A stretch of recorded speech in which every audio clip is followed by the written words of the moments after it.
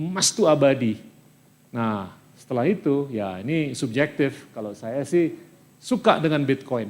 Karena secara filsuf, secara teknologi, dan secara ekonomi. Selama regulasinya jelas. Dignity-nya mereka ini ngasilin keadilan. Kalau nanti dia menjadi lawyer yang kata abang itu tadi itu, mereka jadi pengemis, meminta-minta bahkan jadi pembohong, penipu. Lebih parah lagi untuk itu.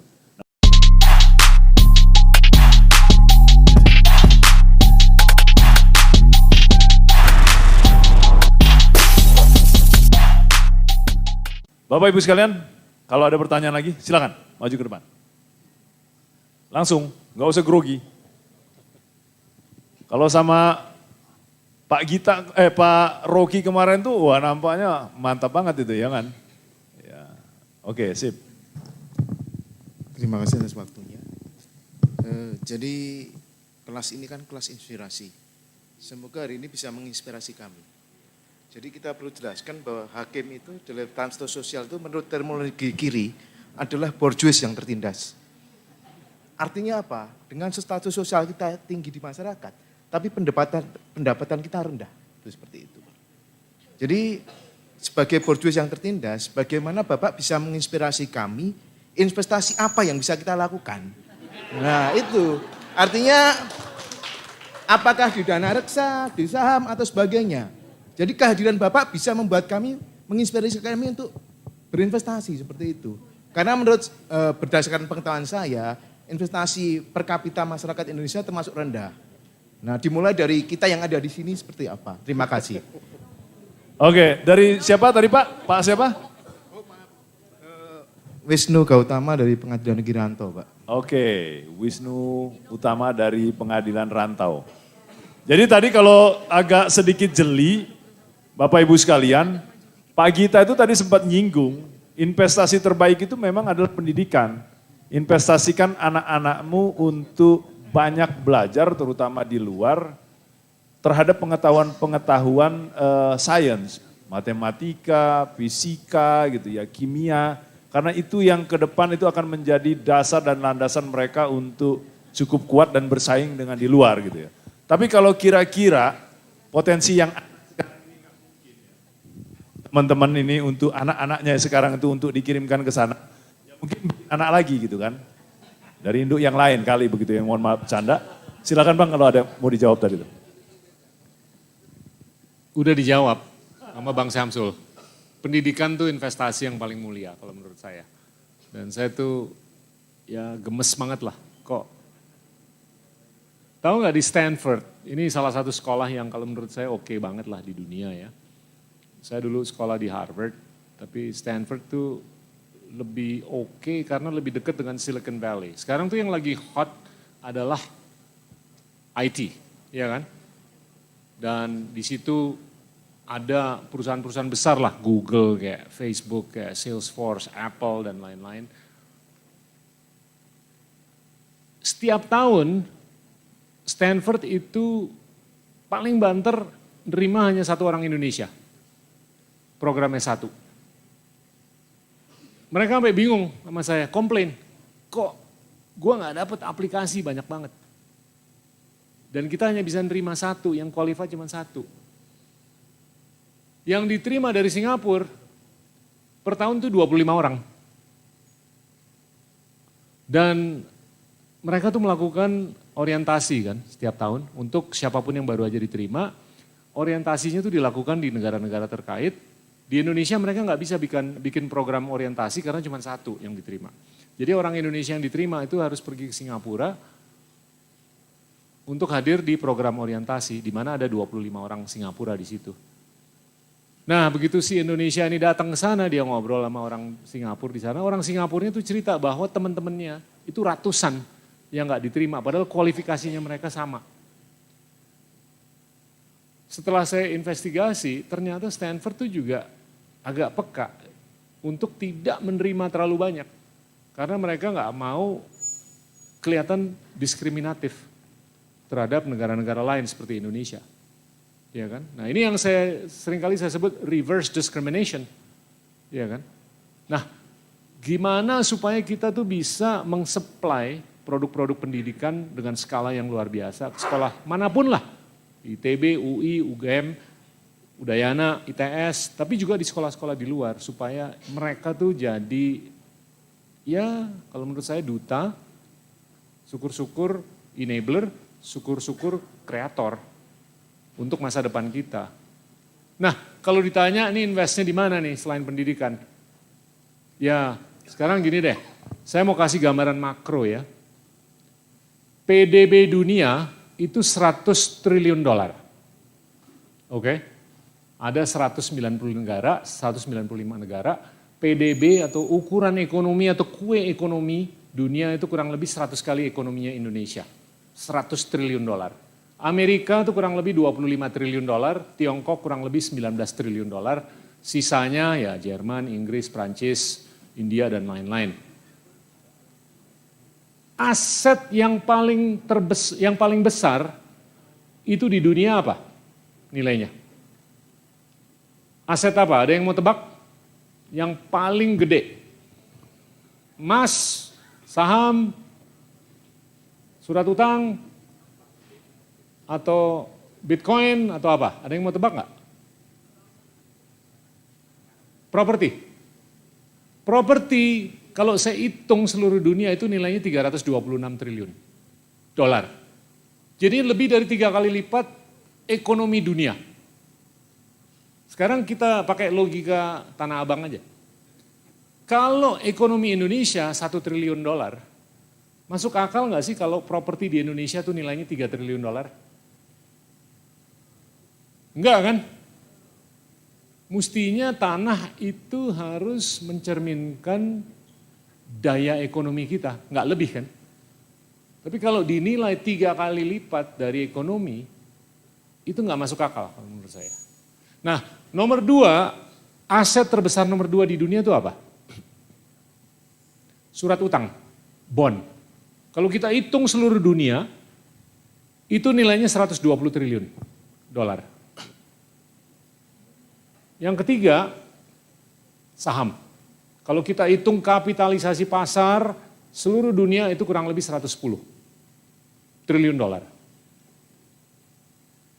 Emas, itu cuma 10 triliun. Karena emang adanya cuma segitu. Karena produksinya kecil sekali. Bitcoin, 1 triliun dolar. Nah, kalau saya ngelihat begitu, nah ini tergantung durasi kan. Kita mau invest berapa lama nih? Kalau mau invest 6 bulan ya beli saham BCA aja. Tapi kalau mau invest untuk 5 tahun, 10 tahun, 20 tahun ke depan, boleh beli tanah. Tapi mungkin nggak di Bintaro, tapi di pelosok-pelosok aja. Yang kita tahu bakal ada pembangunan jalan tol. Iya kan? Beli 500 perak per meter, tidurin aja 10 tahun, kita jual 100 ribu perak per meter. Itu mah tiong lah, cuan. Ya kan? Nah, tapi kalau kita mau mikir investasi di titik-titik urban, itu kemungkinan besar kenaikan harganya nggak akan tinggi. Apalagi di urban, titik-titik urban itu heavy dengan komersil, bukan residensial. Kenapa komersil itu akan turun nilainya? Karena COVID, WFH. Sekarang di seluruh dunia, properti real komersil tuh nyungsep, habis. Nggak di Eropa, nggak di Jepang, di Korea, di Tiongkok, di Amerika Serikat, di sini juga. Itu di SCBD oversupply-nya, kalau nggak salah 10 hektar di SCBD aja. 10 hektar space oversupply. Jadinya dari situ kita udah ngeliat ya kalau gue mau invest di properti jangan di komersil, residential. Karena semakin banyak orang tuh bekerja di rumah. Dan kalau residential ya jangan yang high rise, yang landed. Karena COVID juga orang kan agak-agak takut. Ya, ini psikologi dunia ya. Jadi mereka lebih mau di landed property daripada high rise. Tapi property in general kalau menurut saya itu overvalued. Karena nilai dunianya 326 triliun, PDB dunia cuma 100 triliun. Kalau bond, kalau menurut saya itu sangat overvalued. 120 triliun dolar. Kenapa? Karena surat utang itu kental dengan bunga. Dan saya nggak percaya dengan suku bunga. Saya percaya dengan non-riba. Saya percaya dengan non-bunga. Dan ini tren ke depan, bunga itu akan semakin turun. Kenapa suku bunga akan turun? Karena resiko itu akan turun. Inflasi akan turun. Kenapa inflasi akan turun? Karena pemberdayaan kecerdasan artifisial ini akan meningkatkan produktivitas. Kalau produktivitas akan meningkat, harga itu akan turun. Karena produktivitas akan turun, jadi harga per unitnya akan turun kalau produktivitasnya meningkat.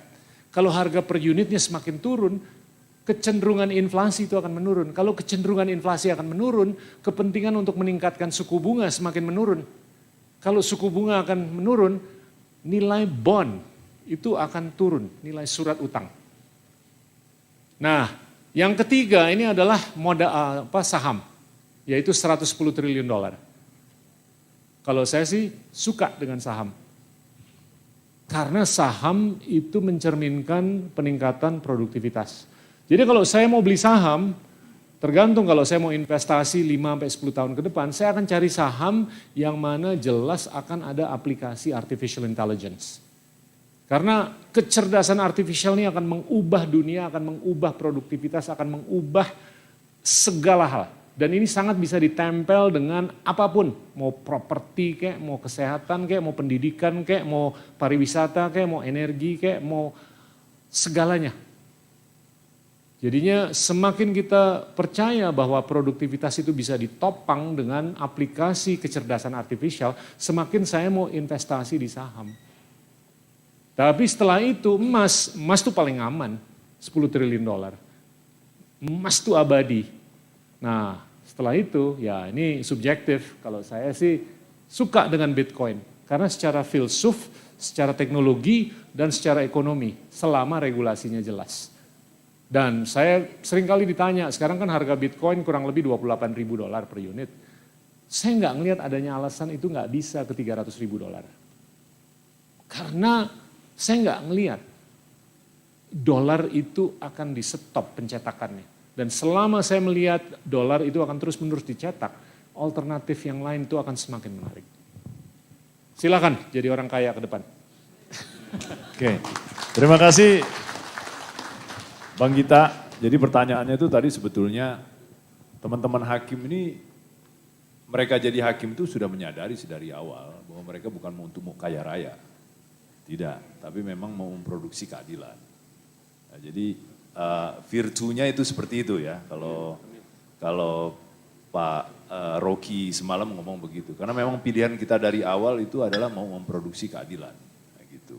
Namun memang Bang Gita, dalam perjalanannya kami untuk terus tegak dengan integritas itu ujiannya itu nggak mudah.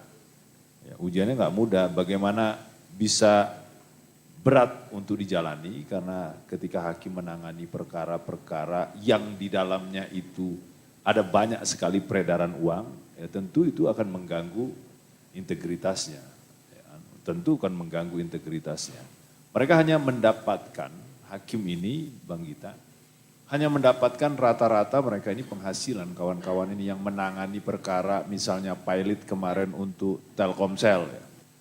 Ya, Telkom ya, kalau nggak salah itu sempat, lalu kemudian PT GI, ya, lalu kemudian ada beberapa kali perusahaan-perusahaan besar itu juga sempat digugat, dipilotkan itu, ya, yang nilainya itu bisa ratusan miliar, bahkan triliunan. Sementara mereka rata-rata itu mendapatkan gaji per bulan dengan, ya, dengan insentif tunjangan. Itu hanya bisa dikantongi sama mereka 25 juta sampai dengan 30 juta kalau nggak salah saya ya totalnya itu. Jadi enggak ya, malah di bawah itu ya. 20 juta sampai 25 Itu lebih dari gaji menteri. Ya. Menteri dulu digaji 18 juta. Dulu ya, waktu Pak Gita jadi menteri ya. Tapi pakai oeng-oeng. Ya, tapi dengan segala fasilitas yang ada, ini mereka hanya menerima ya itu. Yang lain-lainnya itu enggak ya. Tapi memang Menteri Keuangan kemarin entah karena gara-gara Rocky bilang katanya sampai mati pun juga hakim nggak mampu beli itu pelek Rubicon ya. Sempat dia bilang itu Itu besok akan sudah mulai mau dikeluarkan oleh Kementerian Keuangan untuk mulai mengkompensasikan terhadap perma yang sudah lama itu ada, itu terkait mengenai tunjangan perumahan dan tunjangan juga kesehatan, ya, asuransi. Mudah-mudahan itu ya pelan-pelan saja lah ya, pelan-pelan sehingga kemudian terwujud untuk itu. Nah, yang jadi problem juga adalah mereka-mereka ini seperti nggak percaya gitu, Bang Gita, dengan penghasilan yang ada ini apa mereka sanggup untuk mau menitipkan ya anak-anaknya dalam investasi pendidikan yang hebat itu. Karena memang mereka kan nggak memiliki biayanya untuk itu. Mereka mencoba untuk mendapatkan penghasilan lebih dari itu, tapi kode etik tidak memungkinkan untuk itu. Mundur lagi ke belakang, kok ya sudah tua, nggak mungkin juga dia mau berhenti untuk itu. Balik menjadi lawyer, kok berhadapan dengan virtunya awal mereka itu, dignity-nya mereka ini ngasilin keadilan. Kalau nanti dia menjadi lawyer yang kata abang itu tadi itu, mereka jadi pengemis, meminta-minta bahkan jadi pembohong, penipu. Lebih parah lagi untuk itu. Nah maka tadi itu pertanyaan itu tadi diarahkan ke arah sana itu ya. Teman yang menyampaikan itu, apa kira-kira dengan penghasilan yang seadanya itu, dengan rambu etika yang begitu ketat gitu. Kalau mereka mau mengembangkan investasi, apa yang paling mantap itu? Saham, ya boro-boro ke pasar modal aja nggak pernah kan gitu ya Bang ya. Kecuali kecerdasan AI itu tadi, ya, itu memungkinkan sebuah robot datang ke rumah-rumah ya secara digital gitu, menawarkan investasi yang nggak bohong lah gitu kira-kira gitu ya. Lalu kemudian investasinya di apa? Kalau saham juga mereka nggak pernah pula ke Bursa Efek Indonesia, ya nggak sempat pula itu Bang. Investasinya di properti juga nggak mungkin lah pula-pula mereka mau properti investasinya di SCBD. Investasinya pada perumahan-perumahan, tak sanggup pula mereka beli. Kan, iya di Batu Raja nggak sanggup juga. Nah inilah yang menjadi problem-problem hakim. Tapi hakim ini Bang, bisa memutus perkara pada investor-investor besar. Yang karena investor-investor itu diputus, itu bisa dia ngambek, bisa dia membuat kemudian ekonomi negara itu bisa terganggu karenanya. Kira-kira gitu gambarannya.